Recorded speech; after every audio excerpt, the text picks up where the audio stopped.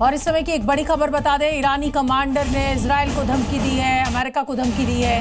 जीत मिलने तक जारी रहेगी जंग, ईरान ये कह रहा है। जीत के बाद ही रुकेंगे ये हमले, ईरान का बड़ा बयान। अहंकारी अमेरिका पराजित हो चुका है, ईरानी कमांडर का बड़ा बयान। ट्रंप विफलता से रास्ता तलाश रहे हैं। अमेरिका और इजराइल के खिलाफ युद्ध में ईरान मिडिल ईस्ट के बाकी देशों को भी चोट दे रहा है। उनके पावर प्लांट को टारगेट करने की धमकी दे रहा है, जिसको लेकर सऊदी अरब अब भड़का हुआ है और ईरान को जवाब देने के लिए पूरी तरह तैयार है।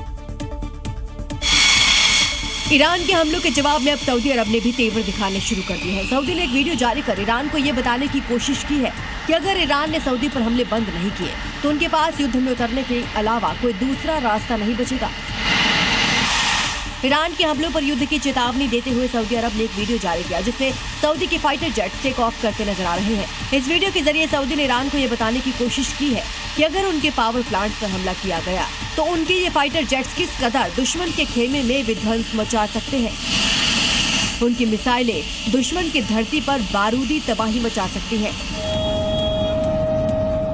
यानी एक तरह से सऊदी अरब ने क्लियर कर दिया है कि ईरान की हर हिमाकत का जवाब अब हथियारों की भाषा में दिया जाएगा। मिडिल ईस्ट की जंग की वजह से भारत पर पड़ रहे असर को लेकर प्रधानमंत्री मोदी ने आज राज्यसभा में सरकार का पक्ष रखा और इसकी मांग लगातार विपक्ष की ओर से हो रही थी। गैस और तेल की मौजूदा स्टॉक और विकल्पों पर सरकार की क्या तैयारी है, ये भी प्रधानमंत्री नरेंद्र मोदी ने आज विस्तार से सदन को बताया। पीएम मोदी ने इस दौरान युद्ध पर चिंता तो जाहिर की, लेकिन देश को आश्वस्त किया कि अभी घबराने की जरूरत नहीं है।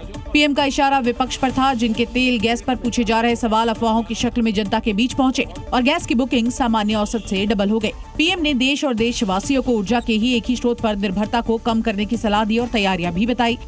हमारी सरकार की कोशिश है कि ईंधन के किसी एक ही स्रोत पर ज्यादा निर्भरता न रहे। बीते दशक में देश में पीएनजी कनेक्शन पर अभूतपूर्व काम हुआ है। बीते दिनों में इस काम को और तेज किया गया है। इससे पहले हॉर्मुज से एलपीजी टैंकर सही सलामत निकलवाकर भारत अपनी धाक दुनिया में जमा ही चुका है।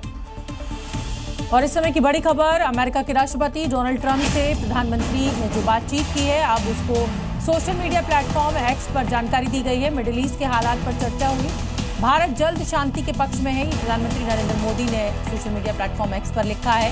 भारत हॉर्मुज खोलने के पक्ष में है, हॉर्मुज पूरी दुनिया के लिए खुले, हम शांति के लिए बात करते रहेंगे, ये पीएम मोदी ने बयान दिया है। मिडिल ईस्ट में जारी जंग के बीच भारत के लिए एक और अच्छी खबर सामने आई है। देश के 2 एलपीजी टैंकर जगवसंत और पाइन गैस सुरक्षित तरीके से हॉर्मुज को पार कर चुके हैं और अब भारत की तरफ बढ़ रहे हैं। दोनों जहाज एक दूसरे के करीब चल रहे हैं। इन जहाजों की तस्वीर और वीडियो सामने आ गए हैं। हॉर्मुज स्ट्रेट पार करने से पहले दोनों जहाज ईरान के लारक और क्वेशन द्वीपों के बीच से होकर गुजर रहे थे। माना जा रहा है कि दोनों जहाजों को हॉर्मुज पार करने की इजाजत देने से पहले ईरान ने इनकी जांच की थी। जगवसंत और पाइन गैस में करीब 92,600 मैट्रिक टन एलपीजी लदा हुआ है, जो देश के गैस सप्लाई के लिहाज से काफी अहम माना जा रहा है। इन दोनों टैंकरों पर कुल 60 भारतीय नाविक सवार हैं।